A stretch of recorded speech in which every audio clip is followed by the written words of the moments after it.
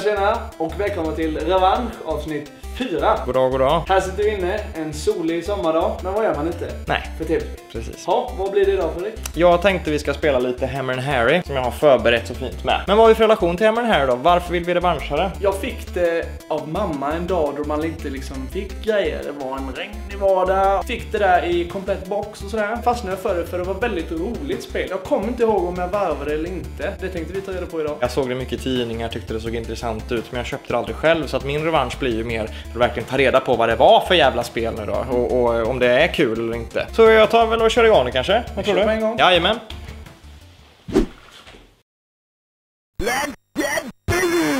Hammer and Harry är ett plattformsspel och är skapat av Irem, som bland annat gjort R-Type och Kung Fu Master.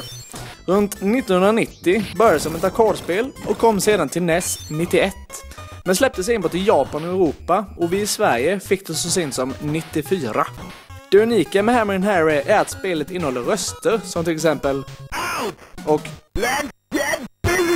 den första uppföljaren kom 1992 till Game Boy och heter Daiku no Minamoto-san Ghost Building Company. Efter det kom Daiku no Minamoto-san ni Akage no Dan no Gyakushu. eller Hammer and Harry 2 heter den ordentliga uppföljaren till NES-spelet och kom 93 till Famicom.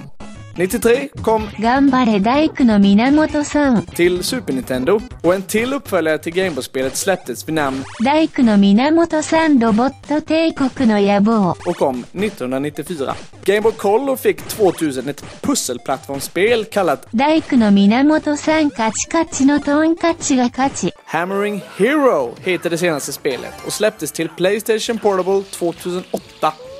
Handlingen i spelet kan man sammanfatta i en enda mening egentligen. The Rusty Nailers Construction Company sabbar Harrys hus och kidnappar hans flickvän. Musiken och grafiken då i Hammer and Harry, vad har vi att säga om den egentligen? Ja, den är väldigt imponerande faktiskt. Jag håller med. Det är ju ett spel som släpptes väldigt sent, som jag har sagt ett par gånger nu. Det kom i 94 i Sverige. Det är sent. Och då är ju frågan om vi hade fått det 91, som det faktiskt släpptes i Japan, 1991 någonstans.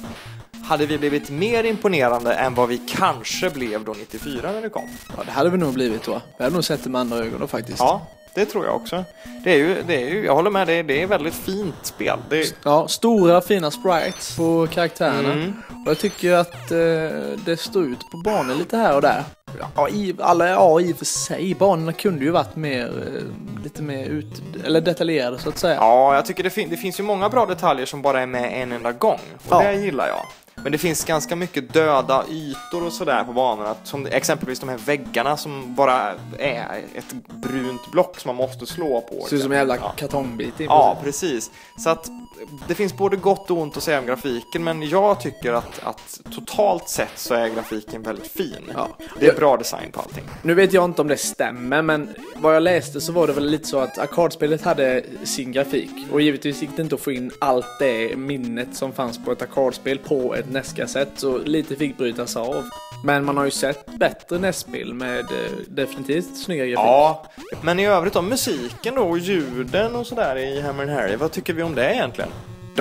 Jag tycker de utmärker sig. Ja, absolut. Jag håller med. Det är en helt annan värld. Det här spelet som kom så sent är en helt annan värld än om man jämför med någonting som kom kanske 87 i Sverige. Musiken låter helt annorlunda och det är massa coola samplingar och framförallt de här rösterna när han skadas och säger ouch och sådär. Det Let's get busy! Det är kanon, det är jättetrevligt att ha det med i spel. Jag önskar att mer spel hade lagt lite av sina kassetter på och faktiskt klämma in lite sådana där ljudeffekter också. Blades of Steel har ju en sån ljudeffekt i introt. Okej. Framförallt när någon säger Nej, men jag håller med. Det är bra musik och bra ljud. Absolut. Ja. När du startar kassetten till exempel, hur kan man inte bli glad av att höra första låten på första banan liksom? Ja. Det är ju perfekt till att fånga en spelare till att gilla spelet. Ja, absolut. Sen har vi lite kontroll- och spelfunktioner. Jag tycker att det flyter på jävligt bra med Hammer and Harry. Ja, man märker att det är ett arkadspel. Det känns verkligen som att de vill att man ska komma igång riktigt, riktigt snabbt. Och allting ska, som du säger, flytta på väldigt, väldigt bra. Jag gillar verkligen den här typen av spel där Det kanske inte är så mycket fysik i att man ska accelerera när man springer eller att man ska hålla inne knappar och sådär. Men det går ändå väldigt snabbt. Som Bucky O'Hare hade ungefär samma typ av flyt. Det gillar jag verkligen, absolut. Sen så just att han svarar så snabbt när du trycker på B-knappen. Och han, liksom, du kan få in den här, oh shit, en fiende på väg mot mig, fast han slår han i luften med hammaren. Ja, liksom, du får in knicket och du känner hur jävla skicklig du kan bli med sådana här kontroller. Det blir sån Twitch-gaming som jag gillar att prata om. Det handlar om millimeter och pixlar och hur snabbt man kan trycka. Däremot, jag gillar inte vissa delar av level-designen. Det finns flera tillfällen då jag tycker det känns som att man tappar kontrollen över figuren. Speciellt när man ska hoppa på de här vatten, vad det nu är. Det är någon slags grejer i vattnet som man ska hoppa på. Det ser ut som torpeder i vatten. Precis, med någon liten knapp på. Och jag vet inte hur många gånger jag försökte, men det gick inte att hoppa av de här på samma sätt som man hoppar av vanliga block. Och jag vet att vi försökte flera stycken och man ramlar av. Jag vet inte vad det är. Nej. Det är någonting som inte stämmer där. Någonting i fysiken som inte riktigt är 100%igt. Där var det aldrig något, man fick aldrig kläm på vad det var man gjorde fel nästan. Alltså det var någon jävla pixelperfektion. Du skulle veta precis när du skulle hoppa, så du fick inte känslan. Det fungerade liksom inte att hoppa förrän man gjorde på något visst sätt som man inte, som du säger, fick känslan för. Ja.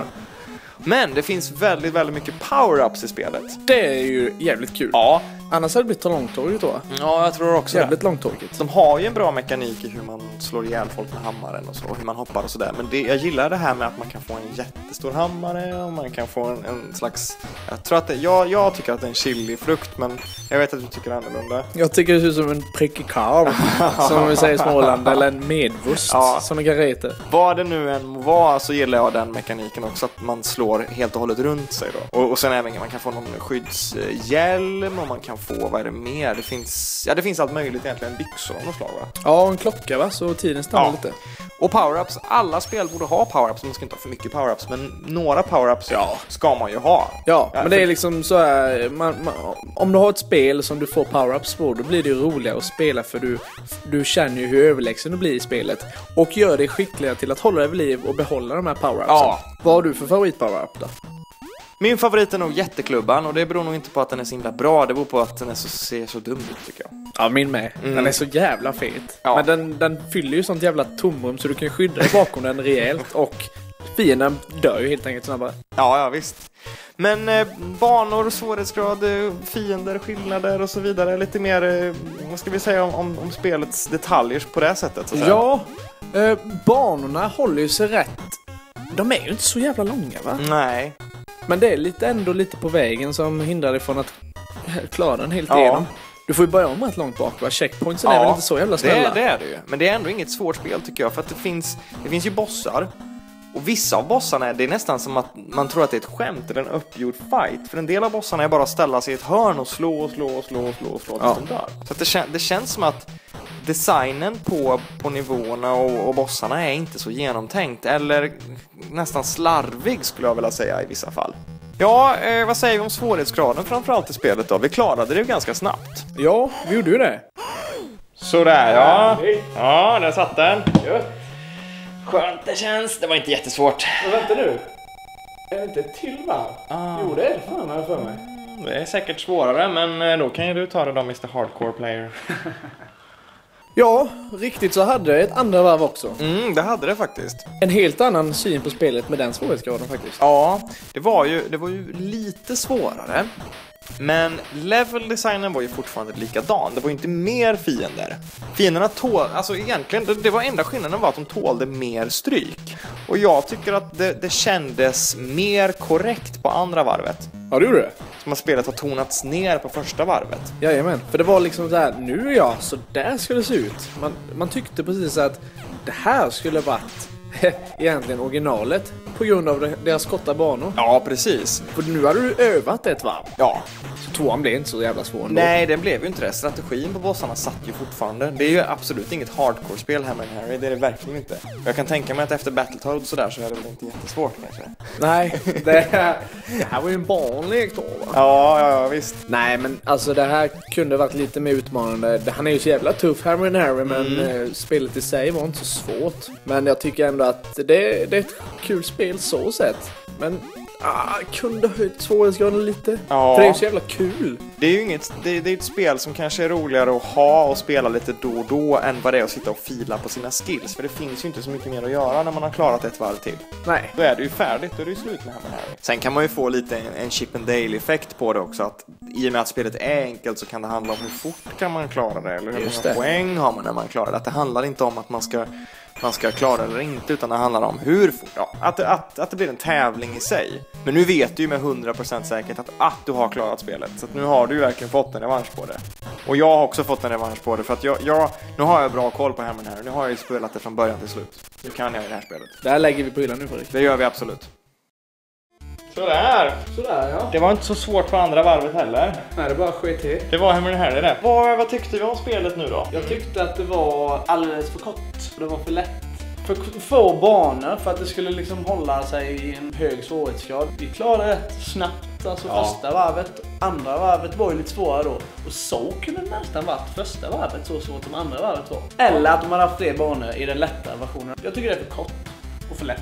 Jag gillar inte riktigt leveldesignen, det kändes oinspirerat och lite konstigt. Sen där, vissa objekt måste du hoppa underifrån och klubba med klubban upp. Och det är någon pixelskillnad där och sådär. Jag tyckte inte om leveldesignen, måste jag säga. Jag älskar humorn, om man nu kan kalla det humorn, eller de roliga inslagen. Let's get busy! Och även när han dör med kommer något out. Och det är ovanligt att se ett sånt nästspel faktiskt lite. Mitt plus då, det går ju till den responsiva kontrollen. Jag gillar verkligen, det blir bra flow när man springer omkring med Harry och dunkar ner grejer. Det är ett sånt där spel som man kan bli riktigt duktig på, känns det som. Så att jag gillar verkligen flowet i styrningen och bra respons i kontrollen. Ja, det var det. Hammer Harry. Inget sådär jättehård morot direkt att ta sig an. Nej. Men helt klart spelvärt tycker jag. Det var trevligt ändå. Nästa gång kanske det blir någon maskin. Kanske blir någon episk specialare eventuellt. Vi får se vad det blir. Vi får se. Så vi hörs och ses nästa gång. Ha det bra. Tja. Häng kvar, alldeles strax kommer slutet på spelet.